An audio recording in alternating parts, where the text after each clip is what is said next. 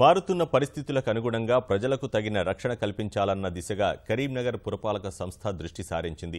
పెళ్లిళ్లు, ఇతరతా కార్యక్రమాలకు పెద్ద ఎత్తున హాజరయ్యే ప్రజలను దృష్టిలో పెట్టుకుని నగరంలోని ఫంక్షన్ హాల్స్లో తగిన భద్రత కల్పించేందుకు చర్యలు చేపట్టింది.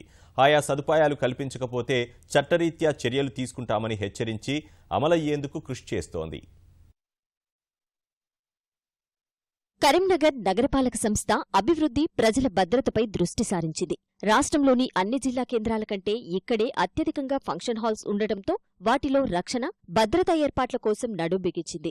6 నెలల కిందటే అన్ని ఫంక్షన్ హాళ్లలో రక్షణ ఏర్పాట్లు చేయాలని తీర్మానించిన నగరపాలక సంస్థ యజమానులతోనూ చర్చలు జరిపి ఆదేశాలు అమలు చేయాలని హుకుం జారీ చేసింది.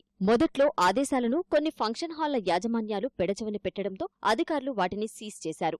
ఎటకేలకు వెనక్కి తగ్గిన యాజమాన్యాలు భద్రతా చర్యల ఏర్పాట్లో నిమగ్నమయ్యారు. ఫైర్ ఎక్విప్మెంట్ ప్రొవైడ్ చేయడము, మరియు సీసీ కెమెరాలు ఏర్పాటు చేయడము, ఇంకుడు గుంతలు ఏర్పాటు చేయడము, మరియు గ్రీనరీ ఏర్పాటు చేయడము, పార్కింగ్ ప్లేస్ కూడా అన్ని ఇట్లో ఏర్పాటు చేయడం జరిగింది. కొన్ని ఇట్లలో లేని దగ్గర వాలెట్ పార్కింగ్ పక్కన అద్దెకు తీసుకొని కూడా అన్ని ఫంక్షన్ హాల్స్ వారు ఏర్పాటు చేసుకోవడం జరిగింది.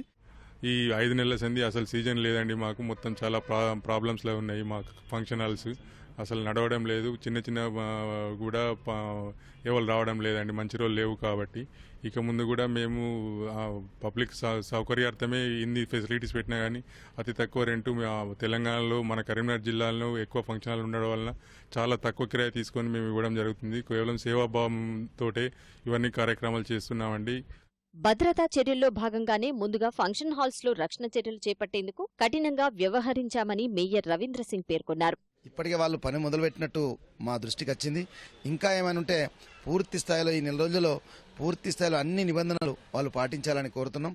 దాంతోపాటు వాళ్ళు ట్యాక్స్ కూడా విధిగా పేమెంట్ చేయాలని కూడా వాళ్ళని కోరడం జరిగింది. ఎందుకంటే ట్యాక్స్ డ్యూ ఉంటే అభివృద్ధి తగ్గుతుంది కాబట్టి, మీరిచ్చిన పైసలతో, ప్రజలు ఇచ్చిన పైసలతో అభివృద్ధి ఉంటుంది కాబట్టి ట్యాక్స్ కూడా పూర్తి స్థాయిలో చెల్లించాలని వాళ్ళందరినీ పిలిచి కోరడం జరిగింది. నాకైతే నమ్మకం ఉంది వాళ్ళు తప్పనిసరిగా పూర్తి స్థాయిలో అభివృద్ధిలో భాగస్వాములు అవుతారని, అయితే నిబంధనలు పెట్టిన వాటన్నిటిని కూడా తూచా తప్పకుండా నెరవేరుస్తారని మాకైతే పూర్తి స్థాయిలో నమ్మకం ఉంది. అన్ని రంగాల్లో ముందుండే కరీంనగర్ జిల్లా ప్రజల భద్రతలోనూ ముందుండి అందరికీ ఆదర్శంగా నిలుస్తుందని నగరవాసులు కితాబిస్తున్నారు.